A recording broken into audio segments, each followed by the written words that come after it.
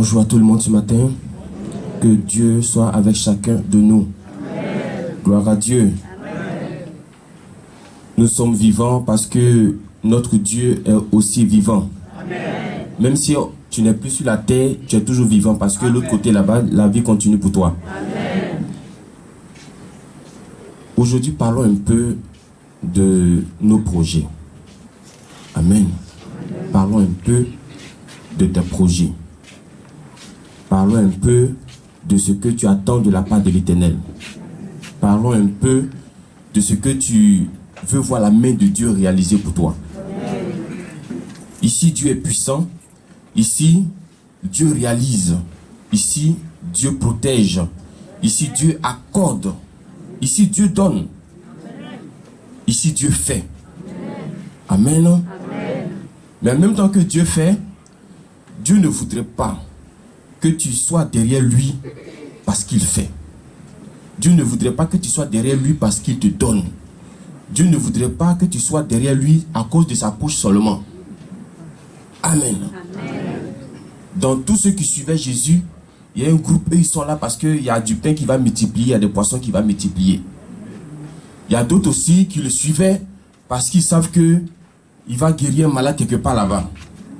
Il y a d'autres aussi qui le suivaient par rapport à ce qui sort de sa bouche. Parce que ces personnes-là savent qu'un seul mot qu'il va dire peut décanter toute la situation. Donc autour de Jésus, il y a plusieurs catégories de chrétiens, plusieurs catégories de peuples, plusieurs catégories de personnes. Parlons un peu dans Proverbe, chapitre 19, Proverbe chapitre 19, le verset 23. Proverbe 19, verset 23.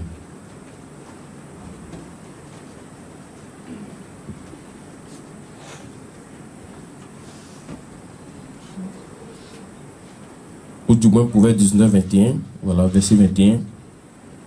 Il y a dans le cœur de l'homme beaucoup de... Il y a dans notre cœur, dans votre cœur, beaucoup de projets. Et ces projets-là, vous voulez que Dieu les réalise. N'est-ce pas? Nous voulons que Dieu réalise ces projets. C'est pour ça que tu pries.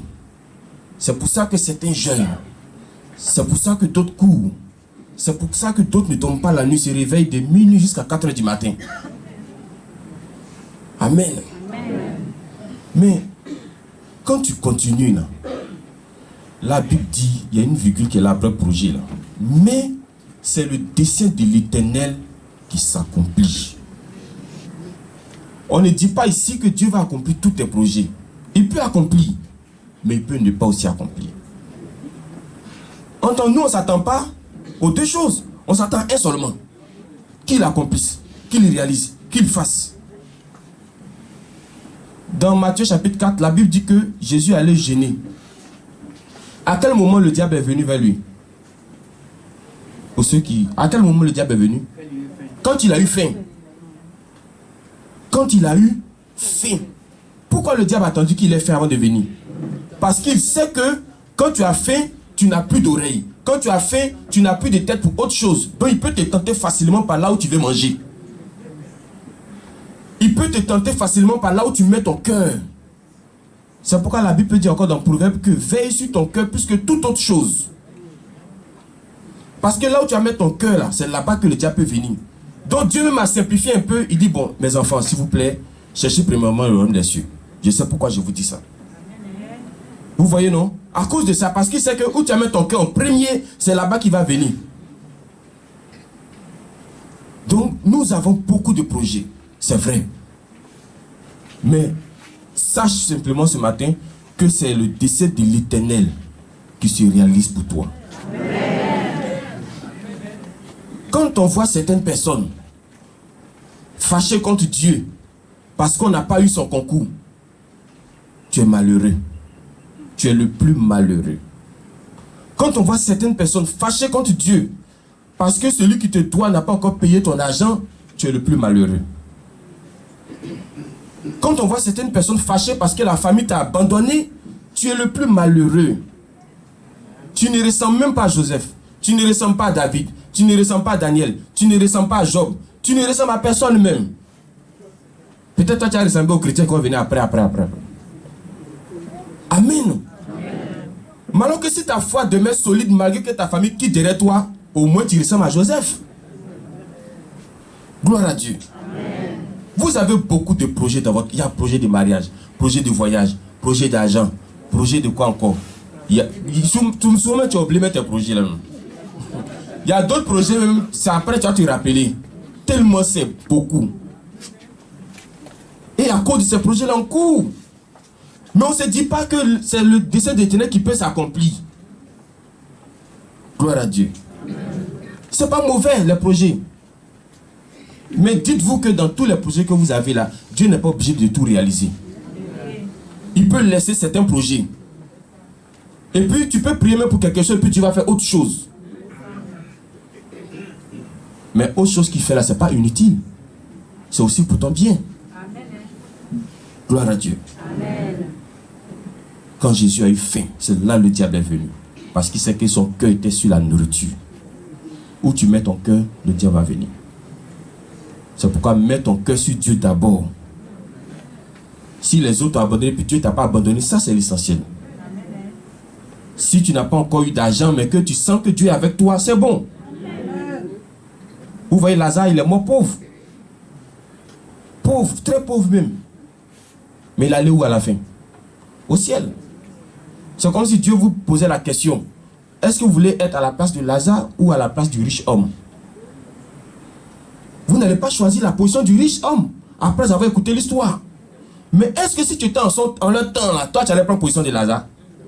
Tu n'allais jamais prendre position de Lazare. Jamais. Tu vas dire que moi je vais être à la maison du riche là. Parce que Dieu m'appelle à la tête, non pas à la queue. Dieu m'appelle. Mais Dieu il est souverain. Il peut faire le contraire. Il peut permettre que tu meurs dans la pauvreté. Et puis tu vas te retrouver au ciel là-bas. Qu'est-ce que tu vas lui dire? Mais Seigneur, pourquoi il n'était pas la tête? Et puis... Donc paradis là, c'est pas la tête. Ou bien paradis là, c'est la queue. Tout ce que nous espérons sur la terre ici, c'est la rouille. Et puis, c'est rien du tout. Mais tout ce que tu espères dans le ciel, c'est ton salut, c'est ton bonheur. Mais Dieu sait qu'il doit prendre soin de toi. Il sait qu'il doit veiller sur toi quand tu dors. Mais toi, ne mets pas ton cœur sur autre chose par rapport à Dieu lui-même. Sinon le diable va t'avoir sur ce côté-là. L'argent, maison, travail, tout ça c'est une bonne chose. C'est très bon pour nous. Mais il ne faut pas mettre ton cœur à 100% là-dessus. Quand tu vas à l'examen, là, c'est vrai, tu vas avec l'idée de réussir. Mais je t'en supplie, il faut mettre 99% réussite, 1% échec. Parce que l'échec aussi peut arriver. Sinon tu vas abandonner la main de Dieu. Parce que tu as dit que mais Dieu m'avait dit, c'est pas Dieu qui t'avait dit, c'est toi-même ta pensée qui t'avait dit. Que Dieu nous bénisse. Amen. Beaucoup de projets dans notre cœur.